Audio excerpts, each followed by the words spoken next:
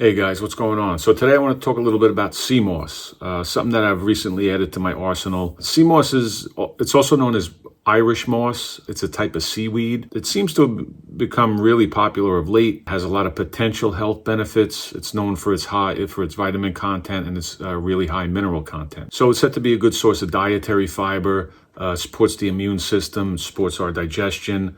It's a good source of iodine, which is a mineral that we need for proper thyroid function. Said to be great for the skin, right? It's used in a lot of cosmetic products, good for energy production in the body, maintaining healthy blood circulation. It's known to have some anti-inflammatory properties and just in general, good for overall health. So there's a couple of different ways that they source sea moss. One is naturally from the seabed, from the ocean. It's called wild crafted sea moss. You'll also hear about farmed, or actually the term is aquaculture, where under controlled conditions, they'll grow it in the ocean or some type of saltwater tank or pool. So if you've seen anything or read anything about sea moss, you'll know that there's different colors that they mention: purple, gold, green, red. And generally the different types or the different colors might have a different mineral content, different purported health benefits. And they might be found, they might be more prevalent in certain areas. A lot of times it's sourced from the Atlantic Ocean over by Ireland, hence the name Irish moss, Scotland, Canada, down in the warm waters of the Caribbean. There's quite a few places that they do source it from. So some of the most common things that people use sea moss for, a lot of times it's used in recipes, in vegan recipes. It could be used as a substitute for gelatin. People add it to smoothies and juices and teas. Some people are going to use it just as a natural supplement for vitamins and minerals.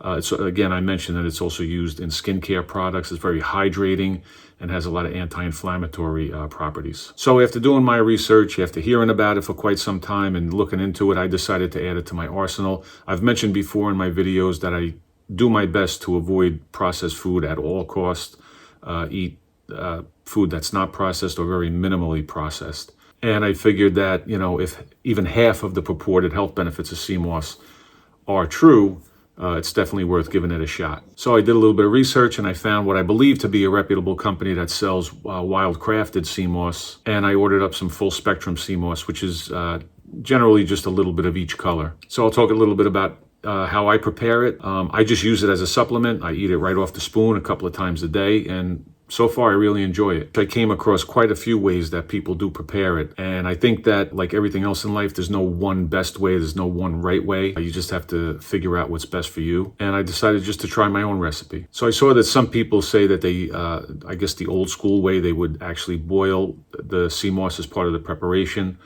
Other people claim that that's not necessary. So I kind of went in between with my recipe, and I'll explain exactly what that means. So again, a lot of people say that they add, the way they take it is they'll add this to tea. And I drink a lot of green tea. I drink green tea twice a day. So I figured, why not use the green tea as part of my recipe? So I just start off, I spray it down a little bit for a minute or two. Then I'll submerge it in clean, cold water. Swish it around a little bit, give it a rinse. And I repeat that 3 or 4 times.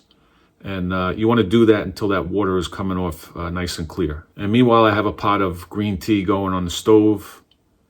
I also use 1 lemon and 1 lime. So I will wash those up. Use a little bit of baking soda to wash up the fruit.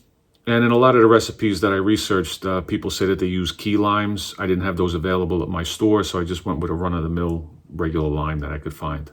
So then I just added that clean sea moss right into a large bowl. And I pour my hot tea right over the moss.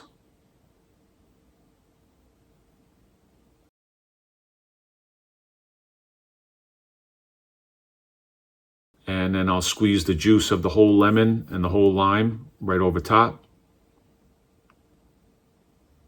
And I just let that sit out on the counter and let that cool down to room temperature.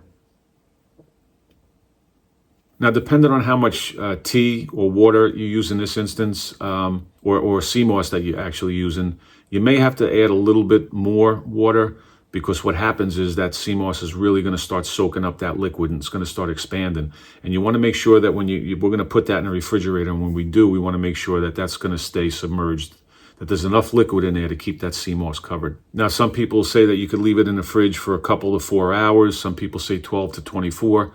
I've made it and kept it in the fridge around 12 hours, and that seems to be a relatively sweet spot. For this batch, I actually left it in a little bit longer. I left it in for 24 hours. After the 24 hours, we pop it out of the fridge, clear out the pieces of lemon and lime, and then we're just going to blend it up. And you're just looking to get it to basically the consistency of applesauce.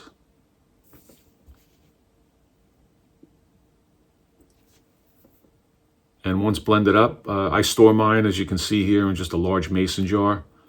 And I just spoon it out twice a day. Like I said, eat it right off the spoon. Obviously, if you're going to use it for different reasons, or maybe you're going to give it to somebody else to try, break it up into some smaller jars. Now, as far as the taste goes, I haven't made it any other way other than this way that I'm showing you with the green tea and the lemon and the lime.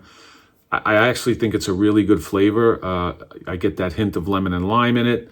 There's a very, very slight, I guess you would call it a salty or a seaweed aftertaste, but it's very slight. It's nothing that you're going to have to, where you're going to be choking it down and saying this stuff's really hard to take. It's actually a pretty pleasant flavor. So that's it, guys. That's my famous sea moss recipe. If you have any questions on it, definitely leave me a comment down below.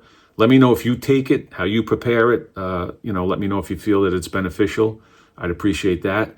Other than that, make sure you get your reps in. Appreciate you guys watching, and I'll talk to you in the next one. Thanks, guys.